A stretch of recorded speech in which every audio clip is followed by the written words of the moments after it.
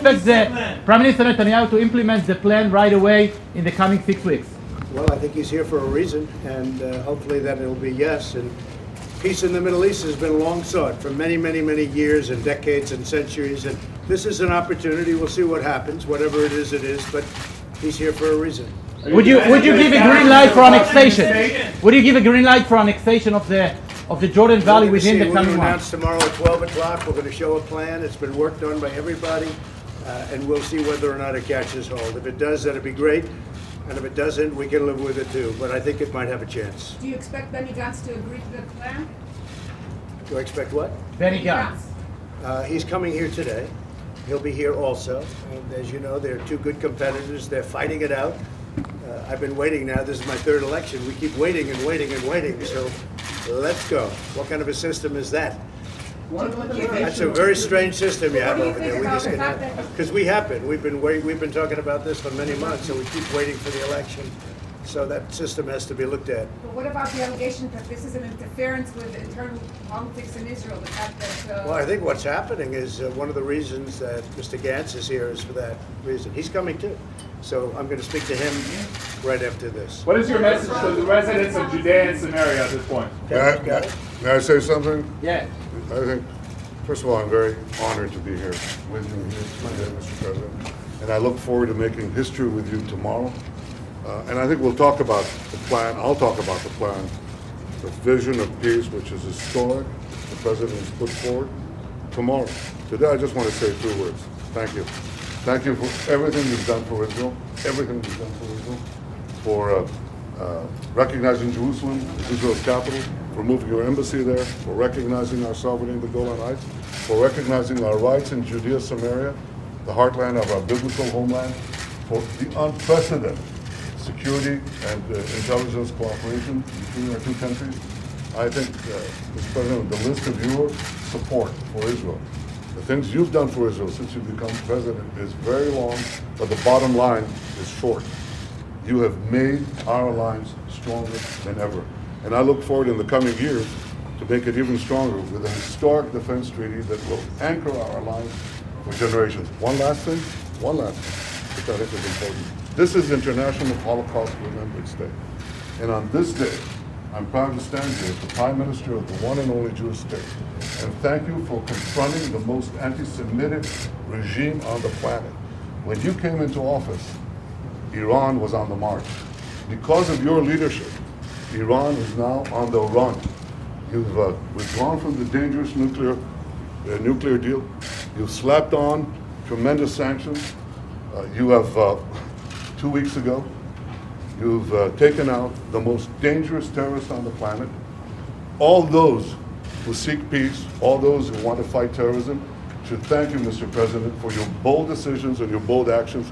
And on behalf of the State of Israel, I want to thank you for everything you've done for Israel, for confronting Iran, and for your extraordinary decisions, your friendship, and your leadership. That's the end of my speech. President Trump, the last time I asked you for a two-state solution, are you going to say tomorrow two-state and a Palestinian state? We're going to release the plan tomorrow at 12 o'clock. You're going to see for yourself. Okay, we'll see you at 7.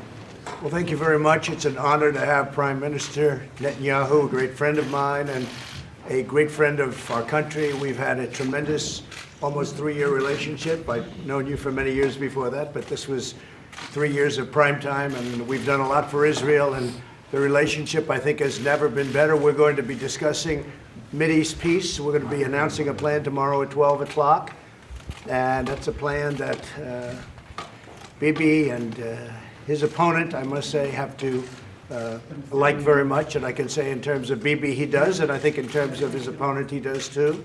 I'll be meeting with him in a little while. But this is a plan that's very important to peace in the Middle East. No matter where I went, they say Israel and the Palestinians, they have to make peace before you can really have peace in the Middle East. So people have been working on this for many, many years, and I think we're relatively close, but we have to get other people to agree with it also. I will say many of the Arab nations have agreed to it. They like it. They think it's great. They think it's a big start. I think it's a big start, too. I think it's a fantastic thing if we can pull it off. They say it's probably the most difficult deal anywhere and of any kind to make. In the business world, when I was back in the business world, when the deal was tough, people would jokingly refer to it as this is tougher than Israel and the Palestinians getting together.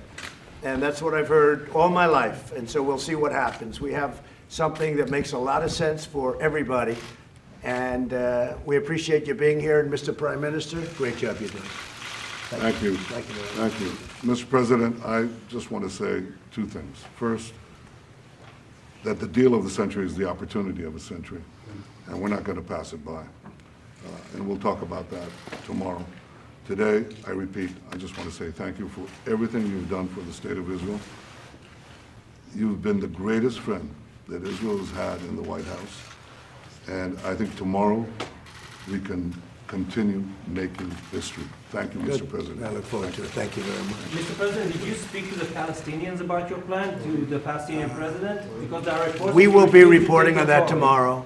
It's something they should want. They probably won't want it initially, but I think in the end they will. I think in the end they're going to want it.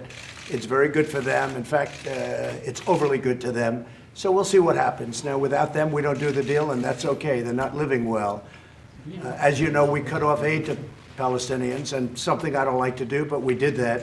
And we think that there's a very good chance that they're going to want this. I would say their initial, just as great negotiators, and they are great negotiators, their initial response, and I have no idea what they're going to say, would be, oh, we don't want anything. But in the meantime, they'll be negotiating.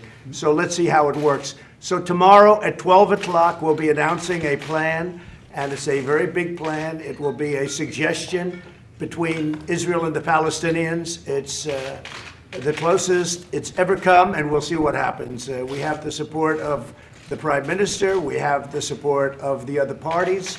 And we think we will ultimately have the support of the Palestinians, but we're going to see. And if we do, it'll be a tremendous tribute to everybody. And if we don't, life goes on.